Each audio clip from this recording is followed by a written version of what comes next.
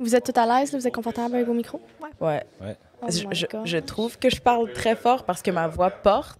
Non, t'as juste une belle voix. Est-ce que c'est possible de... baisser ton volume d'écouteur si tu veux. Ah, c'est peut-être ça, parce que c'est fort dans mon... Oh! Okay. Ah, C'est vrai que ça se peut que ça soit juste le volume. Je me disais, OK, ça va maintenant. Ben, je veux commencer par vous remercier d'être à la table, d'avoir accepté de venir jaser avec moi de plein de thématiques intéressantes, dont la citoyenneté, l'engagement citoyen, on va dire, chez les jeunes. Puis on est ici au Forum. Vous avez eu la chance de participer au Forum pan-canadien à 2 sessions maintenant, je dirais, de Forum ouvert. Fait que c'est quand même un nouveau concept que pas tout le monde fait. Mais on va juste jaser ensemble de, pour vous, c'est quoi l'engagement? C'est quoi ça ressemble dans vos réalités? C'est quoi peut-être des barrières? C'est quoi que, pour vous, c'est l'engagement, finalement? OK? Ben, je vous connais un peu, mais moi, c'est Claudia. J'utilise le pronom « elle ». Moi, je suis vice-présidente de la Fédération jeunesse canadienne-française, la FJCF, qui organise le forum. Puis, on a décidé de faire un podcast pour jaser avec plein de gens de plein de régions. Fait que, est-ce que vous pouvez me dire un peu sur vous, votre nom, d'où vous venez, si vous avez des titres dans vos provinces, etc. Mais dites-nous un peu, vous êtes qui? Bon, je peux commencer. Moi, c'est Marem Diong. J'utilise les pronoms « elle ». Je viens de la région de l'Ontario, plus spécifiquement Toronto. Et je m'implique beaucoup dans ma communauté. En ce moment, je suis élève conseillère pour mon conseil. Mais j'ai aussi été vice-présidente de la FESFO, la Fédération de la jeunesse franco-ontarienne, l'année dernière. Sweet. Alors, bonjour, je m'appelle Lisa. Je viens du Manitoba, de Winnipeg. Et donc, je suis venue ici comme participant, juste pour essayer de me mettre dans la communauté francophone un peu plus, parce que en grandissant, je n'étais pas vraiment partie de cette communauté et je vais essayer de plutôt m'impliquer dans ça. Ah, c'est intéressant. Bienvenue. Bon, moi, j'appelle Jacob. Oh, jeez. J'habite à Terre-Neuve, plus spécifiquement à Saint-Jean, qui est la capitale. Moi, je suis secrétaire trésorier de Franco-Jeune il y a comme 2 semaines. Oh, bienvenue! Alors, je suis vraiment nouveau. Mais je veux juste m'engager dans ce type de forum pour parler de mes expériences et d'apprendre des expériences des autres personnes. Absolument. Ben, bienvenue tout le monde à la table. Puis, félicitations d'être élu dans ton poste de conseiller d'administration. C'est super cool. Merci. J'ai aussi oublié de mentionner que moi, je suis de la Colombie-Britannique. Ça pourrait biaiser mes réponses, mais je pense que c'est cool de voir qu'on a un peu une représentation du Canada là, en ce moment, quand même variée. Fait que ça va être vraiment cool. J'ai un challenge pour vous pour commencer. Fait que comme vous voyez devant vos yeux, vous avez du Play-Doh. En plus, il y a une odeur, mais ça n'a pas rapport. Fait que j'espère que vous aimez l'odeur que je vous ai associée. Mais vous allez répondre à ma question en créant quelque chose avec ce Play-Doh-là. Puis ensuite, vous avez la chance d'expliquer votre création. Fait que la question pour vous, que vous allez me créer une sculpture ou utiliser votre créativité, c'est qu'est-ce qui fait qu'une opportunité d'engagement est attirante pour les jeunes? Fait que qu'est-ce qui fait que quand tu vois une opportunité, tu dis oui, ça vaut la peine, je veux y aller, ça m'attire. Fait que vous allez à peu près comme 10-15 secondes pour créer quelque chose, là. Mon Dieu, c'est de l'art abstrait. Moi, je suis pas bonne dans ça. Moi, j'ai juste fait quelque chose de vite. C'est quand la dernière fois que vous avez joué du Play-Doh? J'avais 10-11 ans. Fait qu'on retourne en arrière, là. C'est quoi des choses qui vous attirent dans vos opportunités d'engagement? Puis quand je parle d'engagement, je parle d'opportunités pour que les jeunes font partie de quelque chose, que ça soit participation active, en tant que participant ou en tant que collaborateur pour organiser l'affaire, là. Wow, OK, il y a vraiment des styles différents, des techniques qu'on revoit sortir de la maternelle. Tu veux commencer, Jacob? Qu'est-ce que pour toi t'attire dans les opportunités d'engagement? C'est le fait de s'impliquer avec des autres Canadiens et Canadiennes francophones, de parler de nos expériences, d'échanger des histoires et juste à la fin comme d'être amis. Sweet, puis qu'est-ce que t'as dessiné? J'essaie de faire le drapeau canadien. Ah oui! Fait que ton cercle au milieu, c'est ton flag de Maple. C'est La feuille d'érable. La feuille d'érable, parfait. Oui. Ah, mais honnêtement, c'est très vrai. Moi, personnellement, je pense mes déclics, mes moments que j'ai réalisés, waouh, la francophonie, c'est important pour moi, c'était quand je faisais des événements pan-canadiens puis je rencontrais des gens. Fait que je te retrouve absolument là-dedans. Là, tu te sens plus seul puis tu vois que tu fais partie de quelque chose de plus grand. Oui. J'adore. Merci, Jacob. Qui d'autre est prêt? Je pense que je suis prête. OK, vas-y. OK, moi, j'ai 3 choses. C'est la base. N'importe quoi que tu veux faire pour aller chercher les jeunes, il faut qu'il y ait ces 3 choses. Numéro 1, il faut s'amuser. On est jeunes, on doit s'amuser, on doit avoir du fun. Ça doit être quelque chose où on peut se sentir à l'aise. La deuxième chose, c'est faut que ça rapporte à la communauté, qu'on puisse se sentir inclus dans sa communauté, qu'on sente qu'il y a un sentiment d'appartenance. Puis la troisième chose, c'est que ça doit nous passionner. Ça doit aller chercher l'un de nos intérêts, quelque chose qui pourrait susciter une certaine curiosité chez nous. C'est pour ça qu'on y va. Moi, je clique sur par exemple, le Parlement jeunesse. Oui. Moi, je me suis impliquée là-dedans parce que, 1, c'était de la politique. 2, c'était en français. Donc, je me suis dit, je vais rencontrer des gens francophones et du Canada. Donc, j'ai rencontré plein de gens. Puis ensuite, je pouvais m'identifier à cette communauté-là. Donc, c'est les 3 que je cherche partout. Wow, c'est fort quand même. Mais je te rejoins absolument là-dessus. Puis je pense que le réseau jeunesse offre la chance de comme être vulnérable puis essayer des nouvelles choses. Tu sais, comme oui, tu es intéressé aux politiques, mais obviously, on n'est pas prêt à aller peut-être dans le vrai monde des politiques. Fait qu'on accueille comme cet espace plus safe de OK, je vais essayer. Ouais. Je vais m'asseoir à la place de la députée, puis je vais parler, puis c'est correct si je fais une erreur. Puis toi, qu'est-ce que t'as fait? C'était plutôt comme le même que tout le monde. J'ai fait 2 personnes ici qui sont en train de tenir les mains. C'était plutôt pour faire des amis, socialiser, parler au sujet des topics qui sont un peu plus lourds, comme on a parlé au sujet de le racisme, puis la diversité en francophonie. Je pense que cela est la comme highlight de cet événement-là. Wow, c'est vraiment nice. Puis moi, ton petit dessin de 2 bonhommes qui se tiennent la main, là, ça me fait penser à l'empathie. Je pense que comme d'être capable d'être empathique envers les autres, leurs expériences, c'est quelque chose que moi, je retrouve dans nos espaces, que je pense qui est essentiel. Tu sais, d'être capable de dire, j'ai pas vécu ce que tu as vécu. Je vais peut-être pas jamais comprendre ce que tu as vécu, mais je vais t'écouter, puis je vais essayer de connecter quelque chose à l'intérieur de moi pour avoir ce feeling de connexion avec toi. Right? C'est la connexion humaine. Ah, que c'était beau. Tu vois, au début, vous ne croyez pas que vous étiez capable de sortir autant d'un plaido. Fait que merci aux profs de maternelle qui nous ont enseigné ça. Ça va loin. Fait que tu as dit quelque chose de super important que je veux revenir. C'était quoi votre highlight de vos conversations? Là, vous avez participé tout ce matin à des conversations aux tables. Puis j'ai entendu le racisme, puis la discrimination dans la francophonie. Puis moi, c'est une passion qui vient me chercher, fait que je veux absolument entendre c'est quoi ce qui est ressorti de ces conversations-là, c'est quoi que vous voyez dans vos communautés chez vous, vos réalités. Donc, je peux commencer. Moi, j'ai adoré les discussions, parce qu'en fait, j'ai adoré toutes les discussions, mais si je dois ramener une à la table, c'est celle où on a parlé de l'environnement.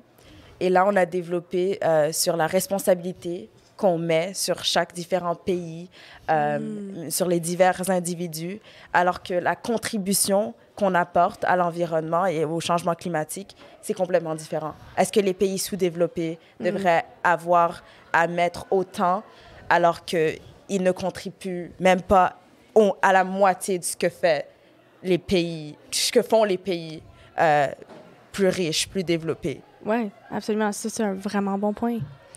Oui, pour ajouter à ce point-là, je pense que c'est comme grand chose aussi sur les médias sociaux qu'on antagonise ces petits comme ces pays sous-développés pour comme dire il y a trop de trash tout partout, ils prennent pas de soin de l'environnement, single-use plastic, tout cela, mais comme ils sont dans ce point-là, comme ton pays sont dans cette situation-là à cause des pays plus développés, qu'ils prennent toutes les ressources et puis il ne reste rien pour ces pays-là pour développer, pour créer eux-mêmes. Mais comme je pense que c'est comme ça, tout, c'est it all comme...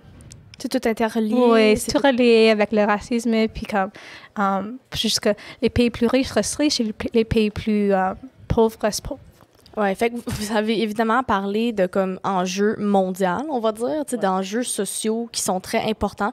Puis genre, souvent dans la francophonie, on va solliciter les jeunes, on va leur donner des opportunités d'engagement qui vont être à propos de seulement la langue qu'ils parlent.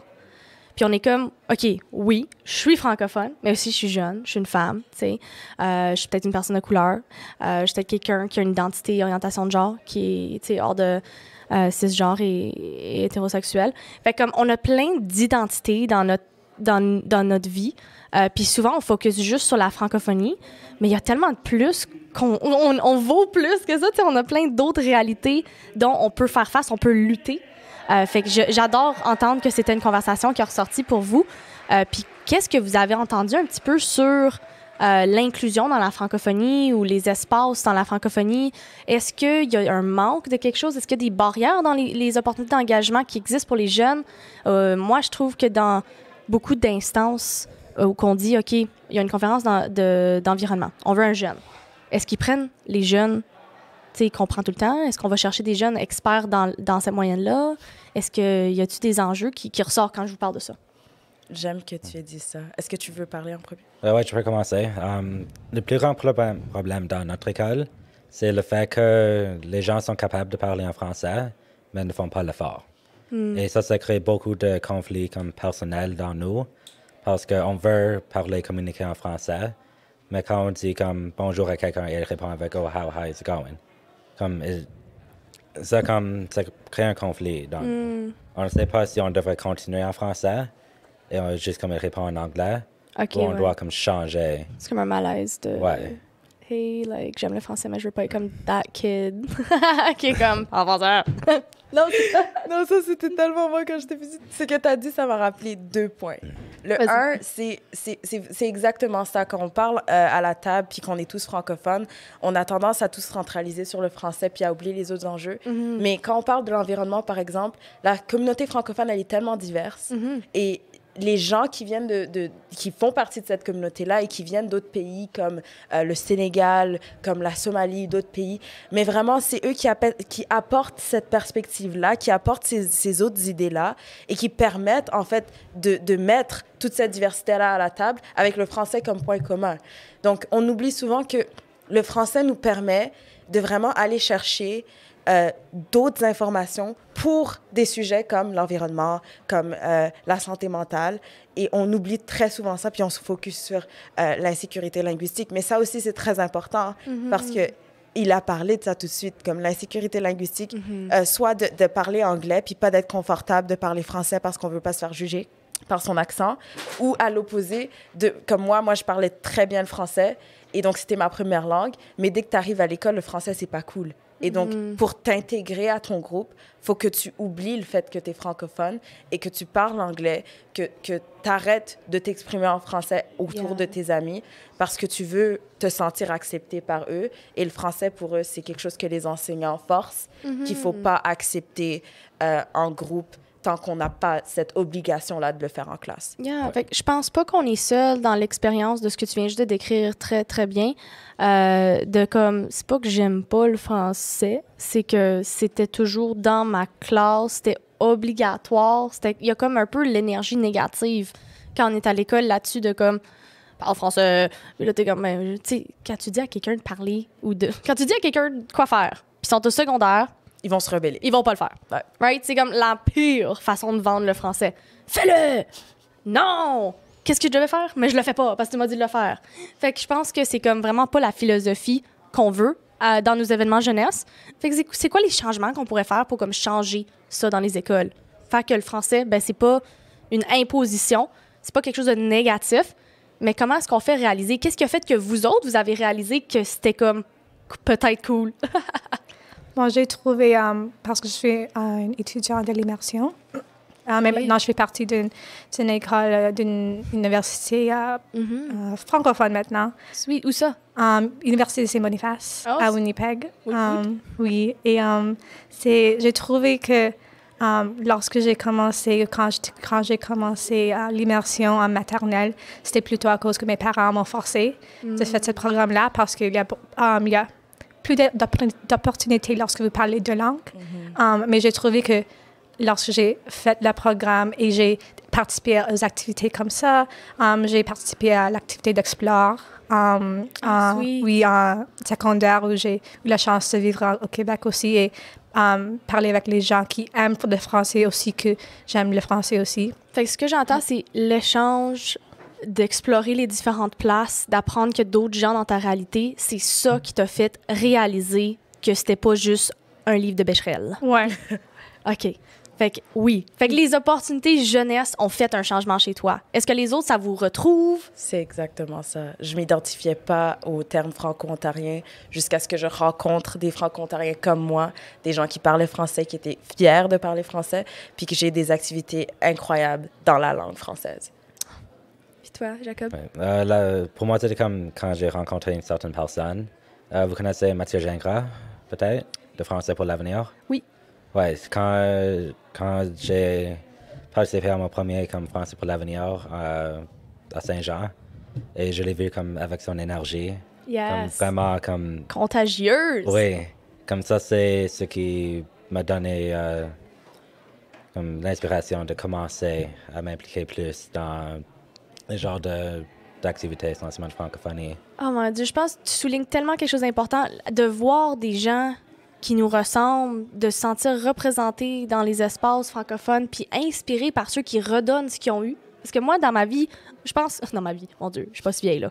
On dirait que comme quand tu grandis, tu prends des communautés, t'apprends, tu profites un peu de tout ce que t'as, puis c'est correct, c'est normal, là, t'as rien à donner. Puis là, tu comme réalises, oh, voici tout ce que j'ai eu de tout ça. Maintenant, moi, j'ai un sentiment que je veux le donner à les autres. Puis là, ça, c'est comme moi où je suis rendue dans mon parcours. Je veux donner ce que j'ai eu. Parce que moi, je me rappelle des gens, comme tu dis, qui est comme, wow, je voulais être cette personne-là. Puis là, maintenant, les gens te disent ça, puis t'es comme, oh, c'est le cycle, le beau cycle de la jeunesse franco-canadienne, qu'on se remplace, puis on a une rétention. C'est ça qui fait qu'on continue. Fait que là, j'ai une dernière question pour vous. On va aller en speed round, en 3 mots pour vous. Comment était votre parcours dans votre francophonie, dans les événements? 3 mots qui décriraient ça. Complexe, mémorable et important. Pour moi, je dirais c'était long, difficile et aussi dernièrement. C'est toujours le petit. Oui, le dernièrement le plus difficile. Je dirais revenir à moi. T'es capable, t'es capable! Toi, Jacob? Ouais, moi, je pense difficile aussi, inspirant. Et ouais, c'est toujours le 3e mot. Si t'avais un mot à choisir. Je change à marquant. Marquant. Oh, je vous rejoins tellement là-dessus. Ben merci tout le monde d'avoir partagé. Vous étiez full vulnérable. Puis je pense que comme on était vraiment honnête. Puis j'ai vraiment apprécié notre conversation. J'espère que vous avez aimé ça. J'ai adoré ton animation. Oh, merci. Oui. Je vous apprécie. Puis je considère maintenant, franco-copains et copines, on va retourner au forum puis on continue nos belles conversations. Wouh! Oui. Merci. Merci. Merci beaucoup.